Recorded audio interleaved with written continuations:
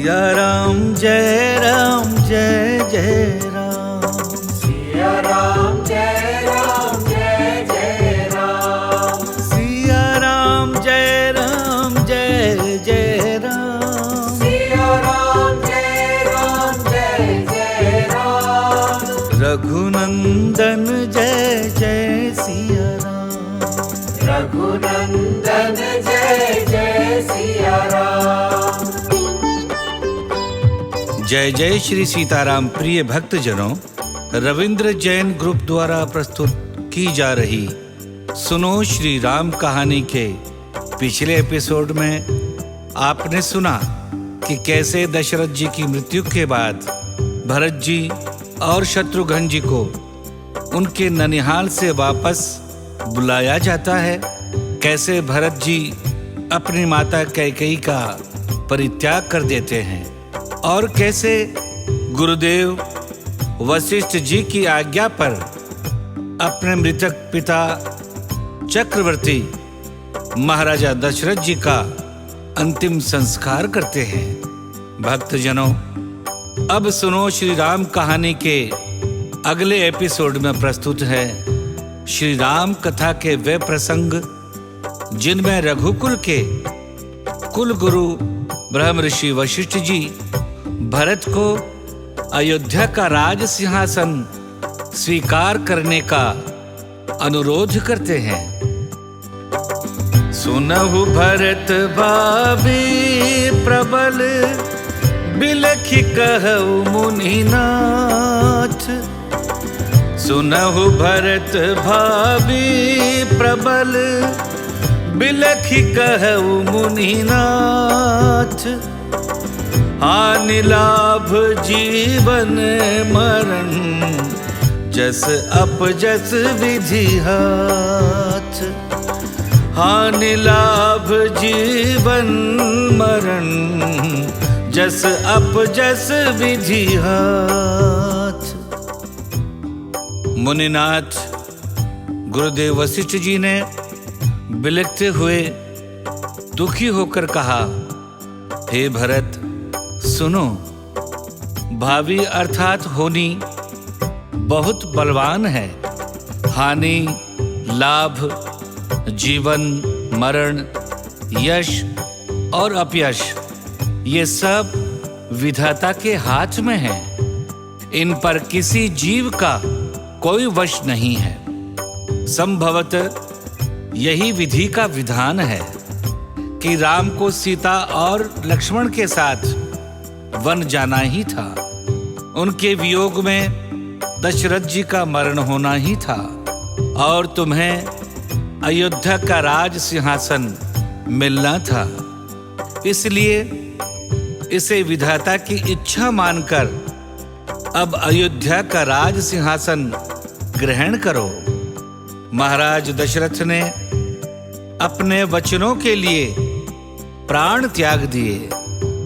राम ने पिता के वचनों के पालन करने के लिए अयोध्या का राज सिंहासन त्याग दिया। परिस्थितियों के अनुसार महाराज दशरथ जी भी यही चाहते थे कि राम के वन गमन के बाद अयोध्या के राज सिंहासन को तुम ही संभालो। इसीलिए हे भरत, तुम्हें पिता की आज्ञा का मान रखते हुए अयोध्या का राज सिंहासन स्वीकार करना चाहिए, क्योंकि पिता की आज्ञा का पालन पुत्र का सबसे बड़ा धर्म होता है। अनुचित उचित विचारु तजी, जय पालहि पितु बैन। ते भजन सुख सुजस के, बसहि अमर पति ऐन। अर्थात जो अनुचित और उचित का विचार छोड़कर पिता के वचनों का पालन करते हैं, वे इस संसार में सुख और सुयश के अधिकारी होते हैं। अंत में इंद्रपुरी अर्थात स्वर्ग में निवास करते हैं। गुरुदेव वशिष्ठ के वचनों का सभी मंत्रियों, सचिवों और सभासदों ने भी अनुमोदन किया और सबने यही अनुरोध किया कि हे भरत जी, आप अयोध्या का राज सिंहासन स्वीकार कर लीजिए। कौशल्या माता ने भी भरत जी को समझाया। लखि विधि बाम काल कठिनाई, धीरज धरहु मातु बलि जाई। सिर धरि गुरु आयसु अनुसरहु, प्रजापाल परिजन दुख हरहु। कौशल्या माता ने कहा, पुत्र भरत, विधाता को प्रतिकूल और काल को कठोर देखकर धीरज धरो। माता तुम्हारी बलिहारी जाती है। गुरुदेव की आज्ञा को सिर चढ़ाकर उसी के अनुसार कार्य करो और प्रजा का पालन करते हुए समस्त प्रजाजनों का दुख हरो। परम पूज्य गुरुदेव, वंदनीय कौशल्या माता और आदरणीय सभासदों की बातें सुनकर भरत जी बिलख कर रो पड़े और बोले, आपनी दारुण दीनता, कहूं सबहि सिरुनाई। देखे बिनु रघुनाथ पद, जिए के जरनी न जाई।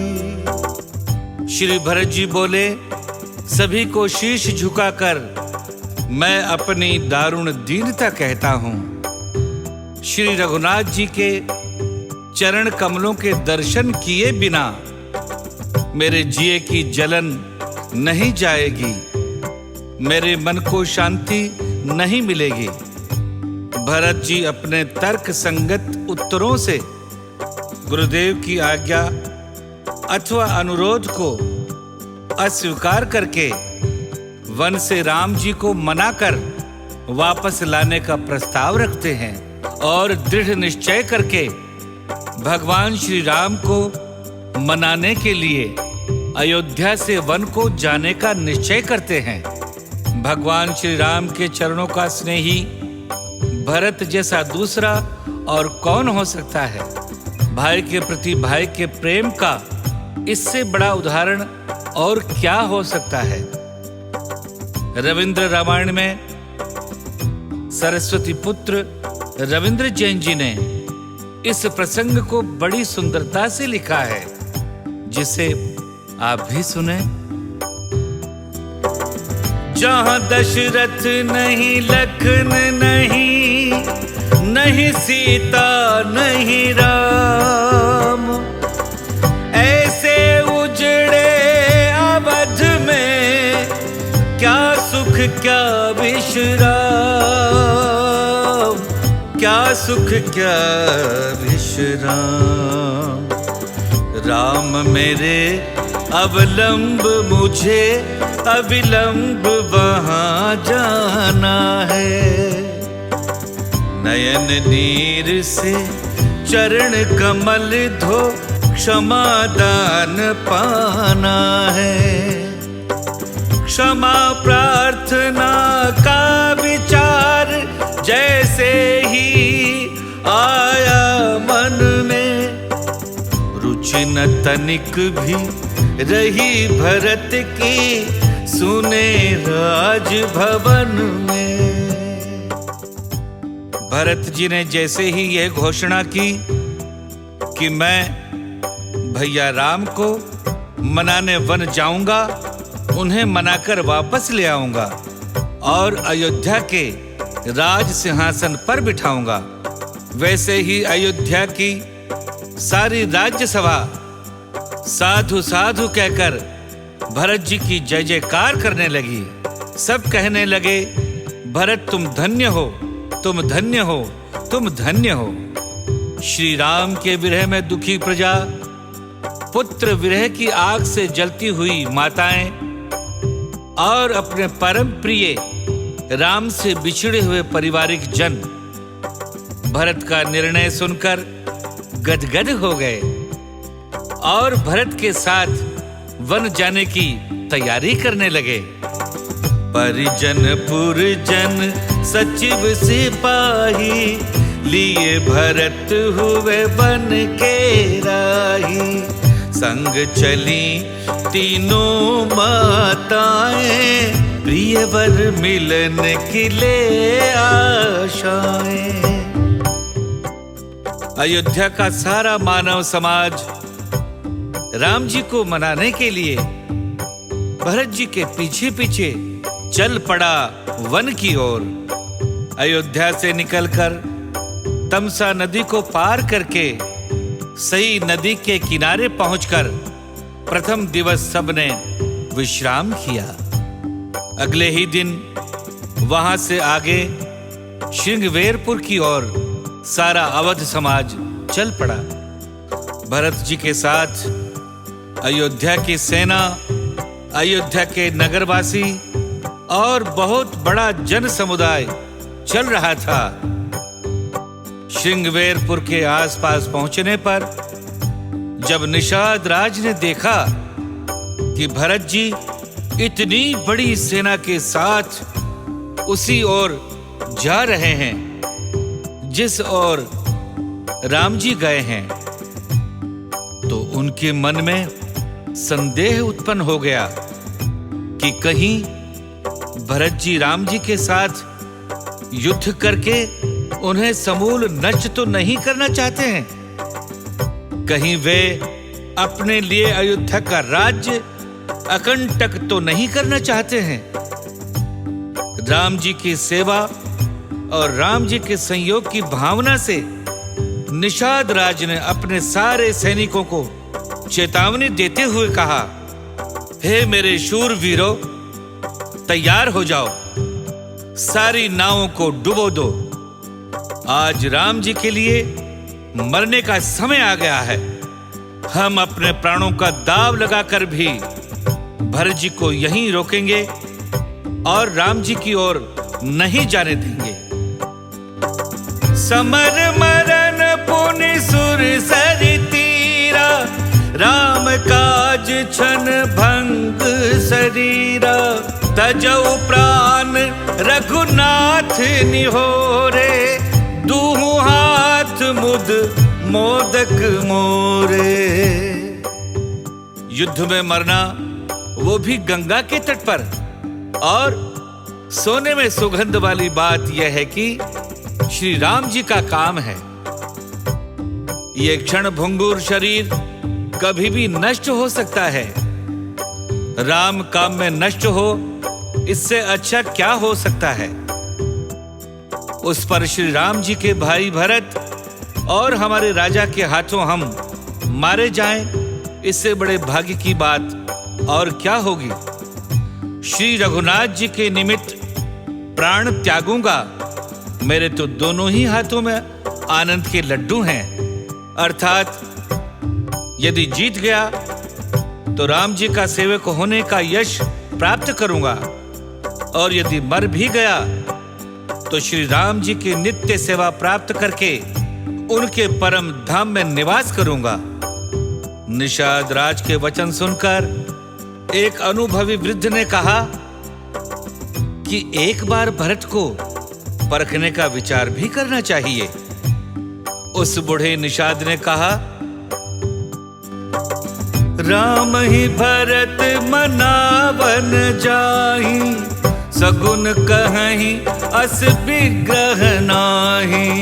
सुनि गुह कहीं नीक कह बूढ़ा, सहसा करी पछताहि विमूढ़ा। कुछ शगुन और परिस्थितियों पर विचार करके बूढ़े निषाद राज ने कहा कि भरत से मिलना चाहिए, उनसे लड़ाई नहीं होगी।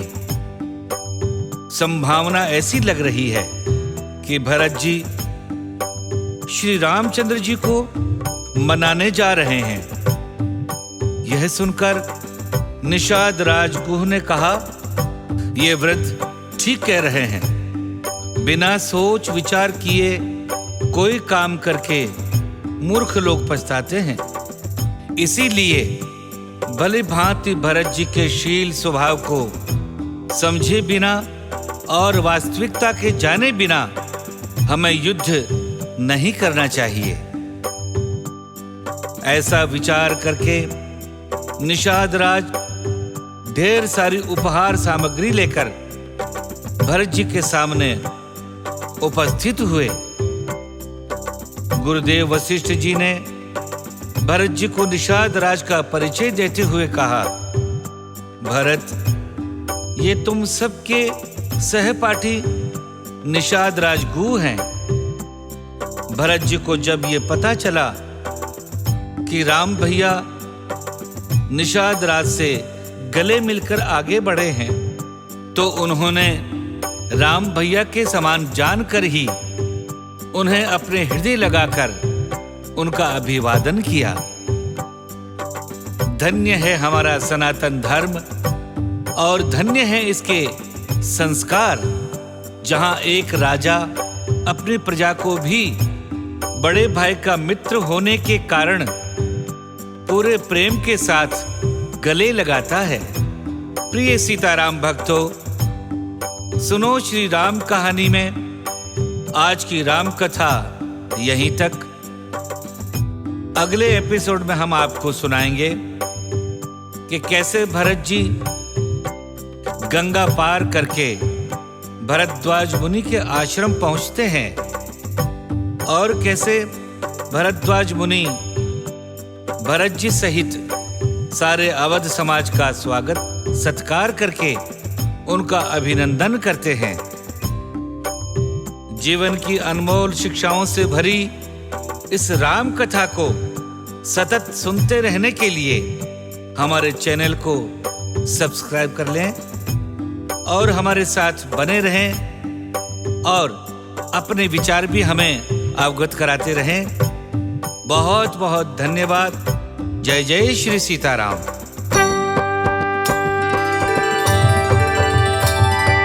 सिया राम जय राम जय जय राम। सिया राम जय राम जय जय राम। सिया राम जय राम जय जय राम। सिया राम जय राम जय जय राम।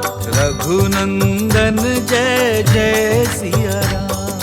रघुनंदन जय जय सिया राम। रघुपति राघव राजा राम। रघुपति राघव राजा राम। पतित पावन सीताराम। पतित